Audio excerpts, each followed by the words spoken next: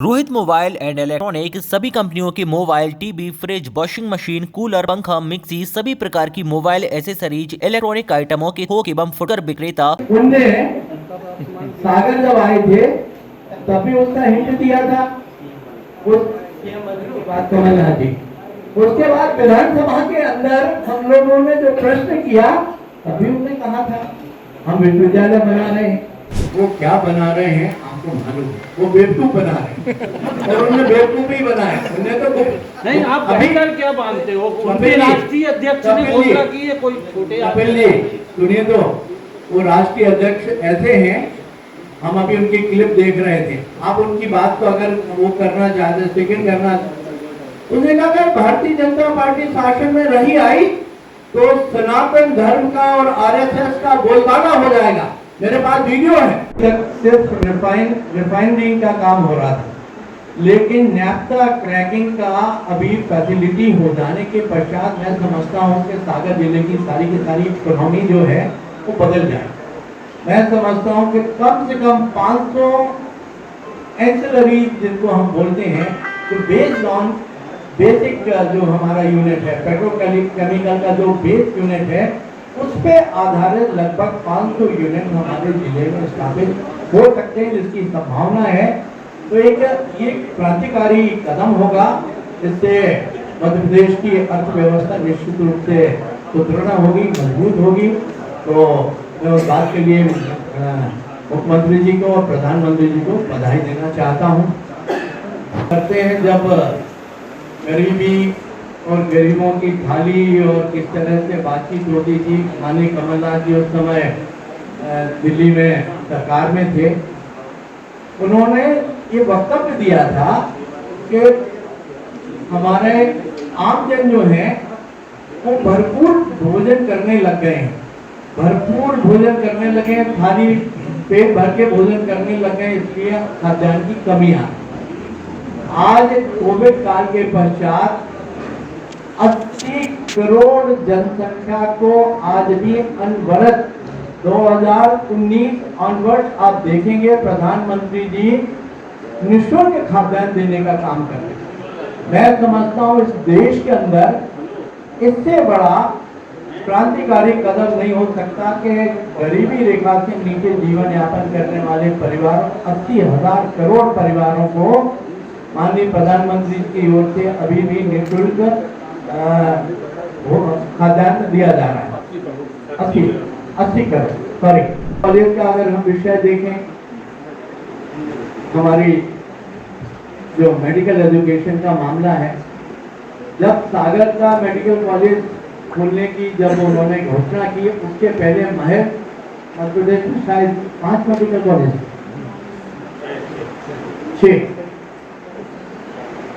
30 साल बाद या 35 साल बाद नया मेडिकल कॉलेज शासकीय व्यवस्था में सागर में खोला गया और आज लगभग 24 से 25 मेडिकल कॉलेज जो है मध्य प्रदेश में या तो काम कर रहे हैं या खुलने के कगार पे हैं। आप कल्पना नहीं कर सकते। माननीय प्रधानमंत्री जी ने तो हर जिले में एक मेडिकल कॉलेज होना चाहिए, इस तरह की व्यवस्था बनाने की भविष्य में वो की है। मैं समझता हूँ देश के अंदर जो डॉक्टरों की कमी है वो दूर होगी। हमारे देश के अंदर आप देखेंगे करोड़ रुपए का कर्जा है। इस बात क्योंकि बजट पे मैं बोलता हूँ हमेशा, तो थोड़ी सी मेरे स्मरण में है कुछ चीजें। किसी भी सरकार का आज तक के पहले तक कोई भी बजट जिसमें कैपिटल एक्सपेंडिचर, पूंजीगत व्यय जिसको कहते हैं, पूंजीगत व्यय मतलब जो व्यय हमारे बुनियादी क्या बोलते हैं इंफ्रास्ट्रक्चर डेवलपमेंट में काम आता है, बुनियादी जरूरतों को पूरा करने काम आता है, कभी भी 40% नहीं है। पहली बार हमारी मध्य प्रदेश की सरकार का, भारतीय जनता पार्टी की सरकार का बजट का 40% हिस्सा जो है पूंजीगत व्यय में।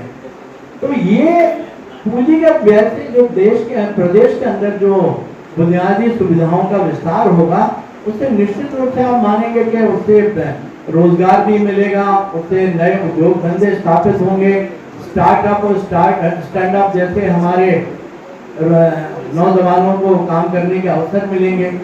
अभी सीखो भी और कमाओ भी, ये एक हमारे युवा साथियों के लिए बहुत महत्वपूर्ण योजना है। इसमें किसी भी सरकार ने आज तक, हमें याद है 2018 में जब कांग्रेस पार्टी ने अपना विजन डॉक्यूमेंट जारी किया था, उसमें बेरोजगार भाइयों बहनों के लिए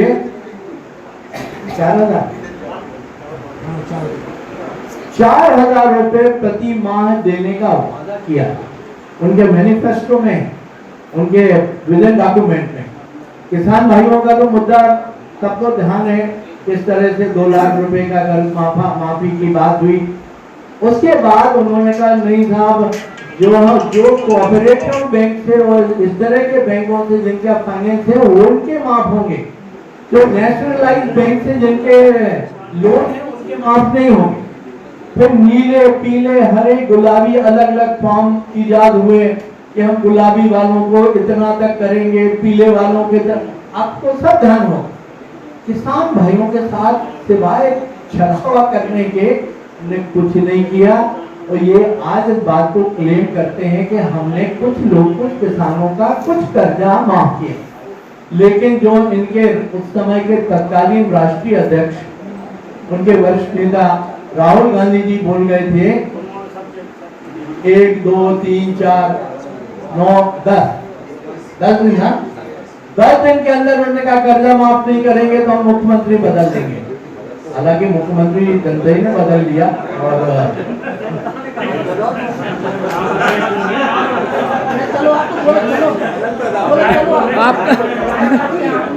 काम कर रही थी कि आप अपने कुलवा को इकट्ठा नहीं रख पाए, आपने अपने कुलवा को लोगों के सम्मान की रक्षा नहीं की और अंतर्कलह के चलते हुए वो सरकार गिर गई। महत्वपूर्ण ये नहीं है, महत्वपूर्ण ये है कि उसके पश्चात जो हमारे उपचुनाव हुए मध्य प्रदेश के इतिहास से, मेरे ख्याल से भारतवर्ष में किसी राज्य में कभी भी एक साथ इतने चुनाव नहीं हुए। उनकी परिणति क्या हुई? जनता का मैंडेट था ना, जनता ने चुनाना उनको। बहुमत अगर भारतीय जनता पार्टी को दिया तो जनता ने दिया, तो हम जनमत का तो सम्मान करेंगे और जनमत का सम्मान किया। इसमें हम गलत क्या बोल रहे हैं बताइए। माननीय दिग्विजय सिंह जी ने एक और योजना बनाई थी, बीना परियोजना, बीना नदी परियोजना। आपने पहले ये बात नहीं है, पहले ये बात तो जवाब आपने राजघाट कागजों पे बनाया था। Actual implementation Bharatiya Janata party के शासनकाल में हुआ है। एक्चुअल इम्प्लीमेंटेशन आपने तो बीना नदी परियोजना भी बनाई थी, उसका डीपीआर आपने बना लिया था। लेकिन क्या मेरे आदरणीय काका जी, कागजों पे डीपीआर बनाने से कोई प्रोजेक्ट कंप्लीट हो जाता है क्या? बीना नदी परियोजना का प्रोजेक्ट मुझे अच्छे से याद है, मैंने विधानसभा पे उस पर भी बोला था। वो परियोजना का जो डीपीआर बना था उसको बने हुए 10 साल हो गए थे, 1 इंच कदम आगे नहीं बढ़ा था। जब शिवराज सिंह जी मुख्यमंत्री जी थे तब जाके उस रिवाइज डीपीआर बनी और उस रिवाइज डीपीआर पे काम शुरू हुआ है और बहुत जल्दी हमारा बीना नदी परियोजना पूर्ण हुई। चलो एक और प्रश्न मेरा बनाने के लिए अग्रसर है। आप वहाँ गए नहीं, शायद आप वहाँ गए नहीं। हम हर मंगलवार को जाते हैं वहाँ पे सबसे पहला शादी घर सार्वजनिक अरे यार चलो ना हम लोग शासकीय राशि का पहला शादी घर सागर शहर में वहाँ बनाया, मैंने बनाया। अब हम वहाँ पे मंगल भवन बना रहे हैं, लगभग 50 लाख रुपए का हम बना रहे हैं। अभी सम्माननीय मुख्यमंत्री महोदय जब कुशवाहा समाज के कार्यक्रम में आए थे तब उन्होंने लवकुश भगवान के मंदिर और वहाँ पे एक बड़ी धर्मशाला 1 करोड़ रुपए की राशि बनाने की घोषणा की। वो राशि आने वाली है, वो पर्यटक स्थल के रूप में परिवर्तित हो रहा है। आप मानिए ना, आप देखिए ना वहां जाके कि किस तरह से सुविधाओं का विस्तार हो रहा है। मंदिर तो नए रूप में आ गया, आपको बताने की जरूरत नहीं, हर मंगल को जा रहे हैं आप।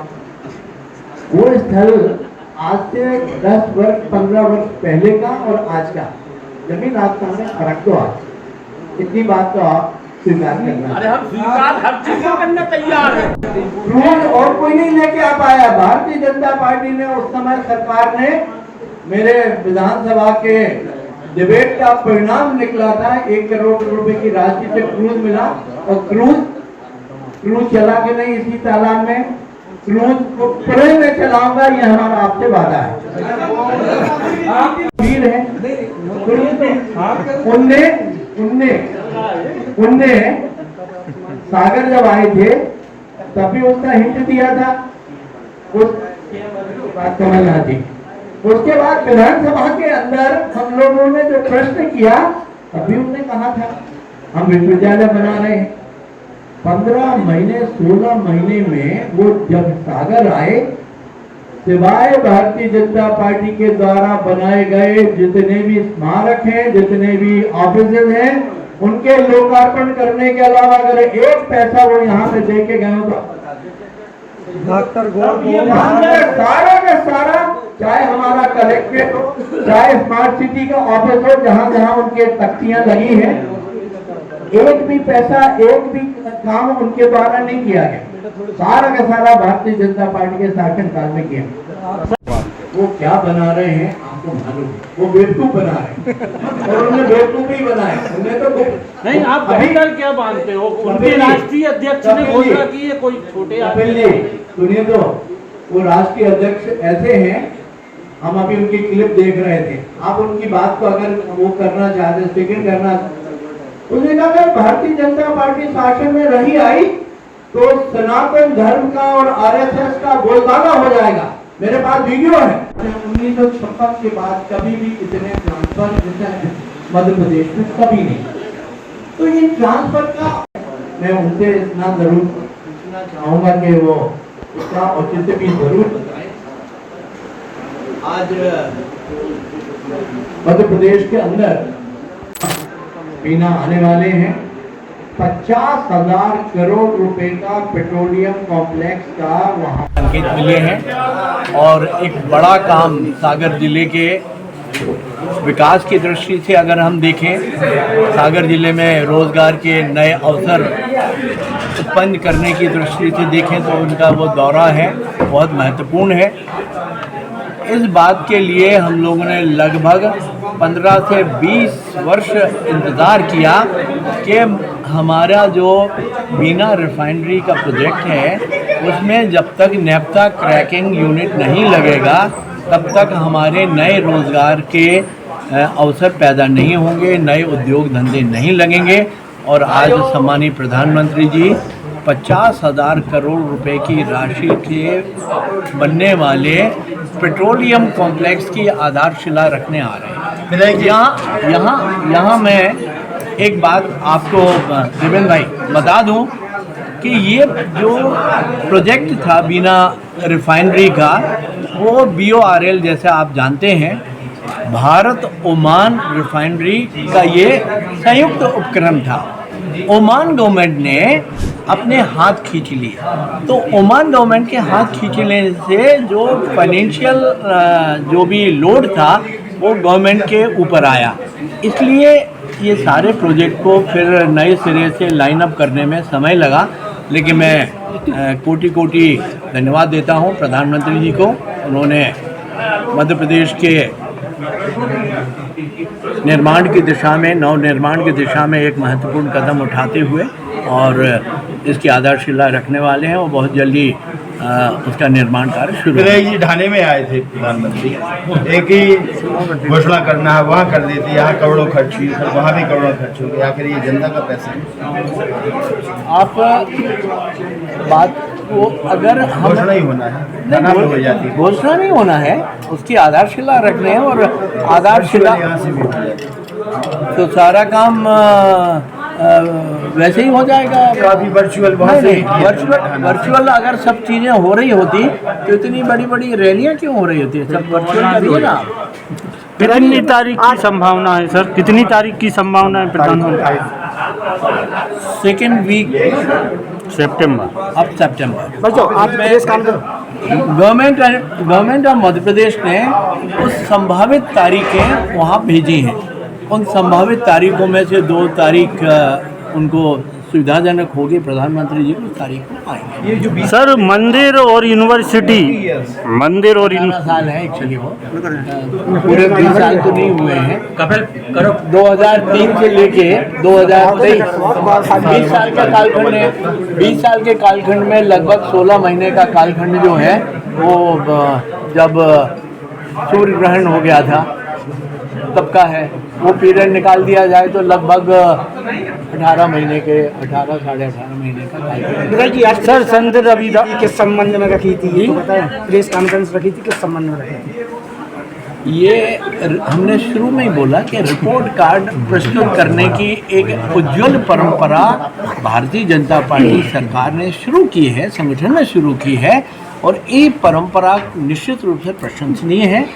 जो भी व्यक्ति, जो भी संस्था इस तरह से सत्ता में आती हैं, उनको अपने द्वारा किए गए कार्यों का निश्चित रूप से लेखा जोखा देना चाहिए। आपने देखा होगा इस समय सोशल ऑडिट बहुत वो चल रहा है।